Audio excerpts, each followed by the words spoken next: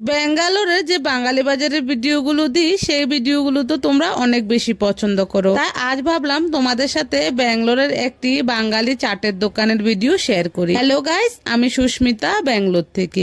আজ আমি আর আমার হাজবেন্ড মিলে চলে এলাম আরটিনগরের পাশে অবস্থিত এক ব্যাঙ্গালোরের বাঙালি খাবারের আড্ডায়।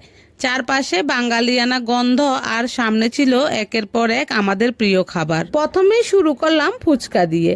টক ঝাল মিষ্টি স্বাদের সেই ফুচকা এক কামড় দিতেই মনে হলো যেন দাঁড়িয়ে আছি নিজের গ্রামের রাস্তার ধারে। তারপর চলে এলো গরম গরম সিঙ্গারা, বাইরে মুচমুচে আর ভিতরে মশলাদার পুর।